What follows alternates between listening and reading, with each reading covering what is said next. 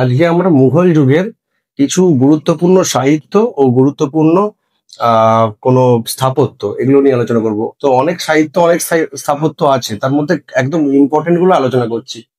তো কৃষ্ণদাস কবিরাজ লিখেছিলেন চৈতন্য চরিতামৃত। এরপরে জয়ানন্দ লিখছেন চৈতন্য মঙ্গল। তারপর দেখতে হবে কাশিরাম দাস লিখছেন মহাভারত। তারপর মুকুন্দরাম চক্রবর্তী হচ্ছেন চণ্ডী মঙ্গল লিখছেন। এরপরে তুজুক ই বাবরি, এটা বাবর লিখছে নিজেই। এইটা একটা বাবরের আত্মজীবনী, এটা বাবর নিজেই লিখেছে। তারপর হুমায়ুন নামা লিখছে গুলবদন বেগম।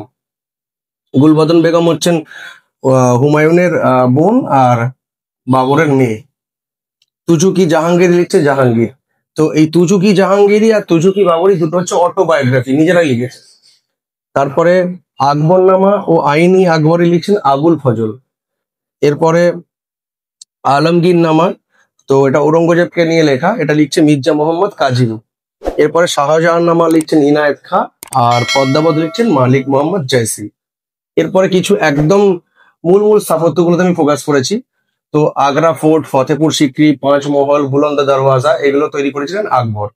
এরপর একটা জিনিস দেখতে হবে, লাহোরে যে তৈরি হয়েছে মতি মসজিদ, লাহোরের মতি মসজিদ তৈরি করেছেন জাহাঙ্গীর।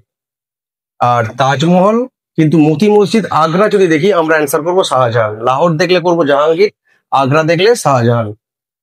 এরপরে শীষ মহল, ময়ূর সিংহাসন, দেওয়ানি খাস, দেওয়ানি আম, এটা পুরোটাই তৈরি হয়েছে শাহজাহানের সময়। আর দিল্লির মতি মসজিদ আবার যদি দেখি সেটা হচ্ছে ঔরঙ্গজেব।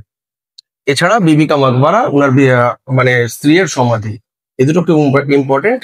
তো আমাকে দেখতে হবে লাহোরের মতি মসজিদ জাহাঙ্গীর, আর আগ্রার মতি মসজিদ হলে শাহজাহান, আর দিল্লির মতি মসজিদ হলে আমার ঔরঙ্গজেব।